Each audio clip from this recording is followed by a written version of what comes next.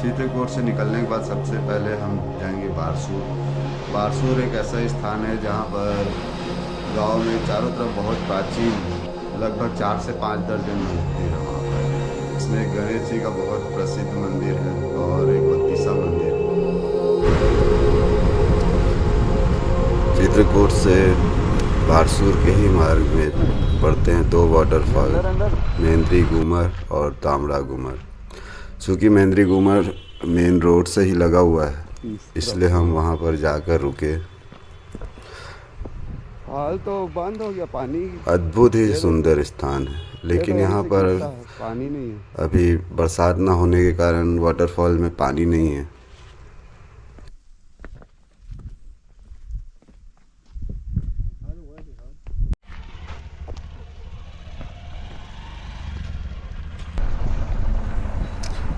आगे की यात्रा और भी अधिक सुखद थी।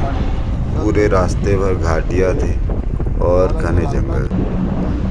अद्भुत ही नज़ारा था। जल्दी ही आ गया आमचो बारसूर। अब यहाँ से हम सबसे पहले जहाँ पर गए वो था बत्तीसा मंदिर।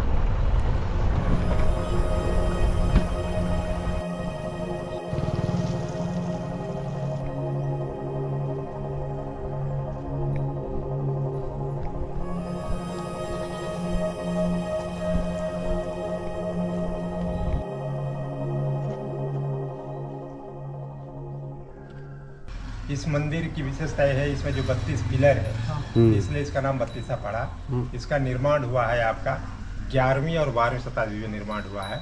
और इनको जो निर्माण करने वाले जो राजा हैं छिंदक नागवंशी सोमेश्वर महाराज द्वारा निर्माण करवाया गया है। इस मंदिर में 2 गर्भगृह हैं और आपका 2 मंडप, 16 उधर ले लीजिए, 16 इधर, 16 दूनी 32। और जैसे आप गर्भगृह नंदी के ज्येष्ठ जो भाग है वो गर्भगृह कहलाता है। और जो आपका जो शैली बना हुआ है मंदिर का, जो गर्भगृह का शैली नागर शैली की पद्धति से बना हुआ है।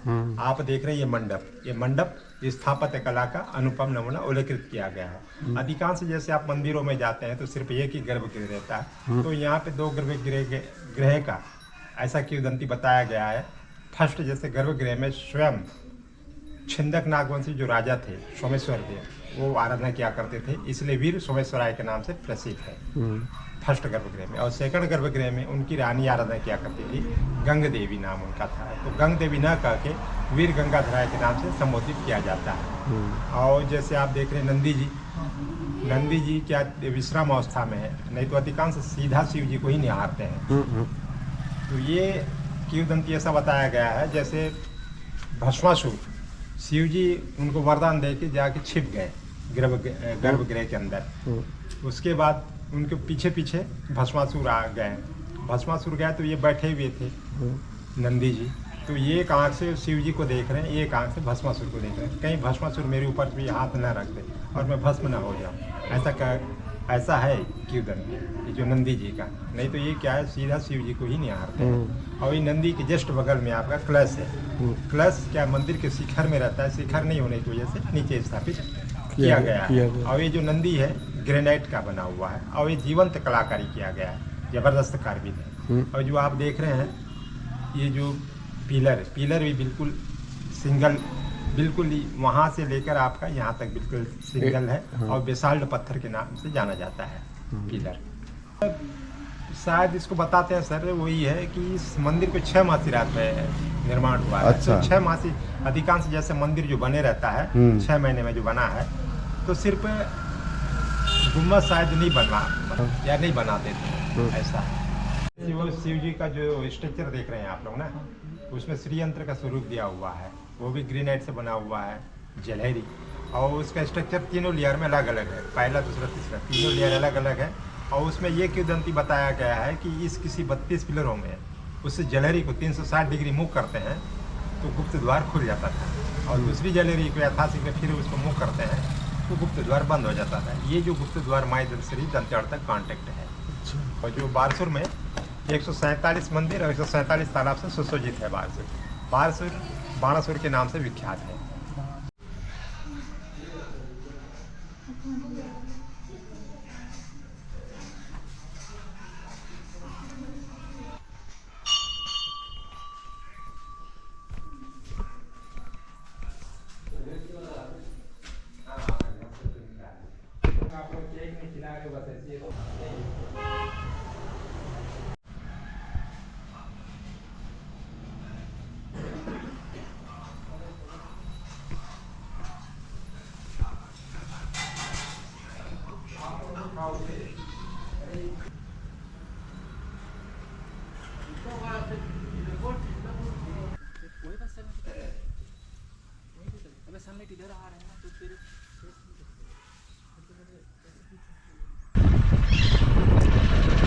बिरसा मंदिर से हम निकल गए गणेश मंदिर की तरफ। एक विशाल गणेश की मूर्ति है जो काफ़ी प्रसिद्ध है।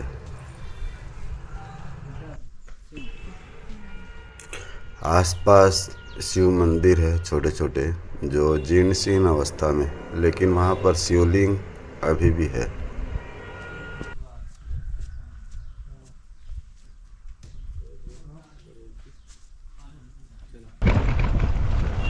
गणेश मंदिर से निकलकर हम गए मामा भाचा मंदिर।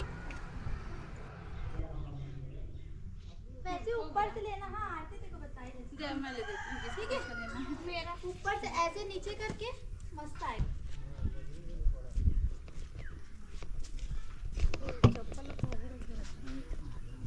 यहाँ रख देते हैं चेयर पास रख देंगे।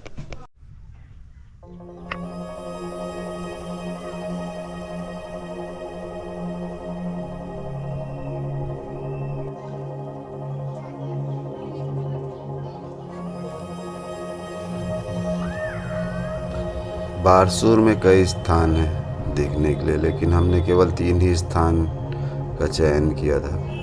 अब यहाँ से हम लोग जाएंगे दंतेवाड़ा, दंतेश्वरी माता के पास।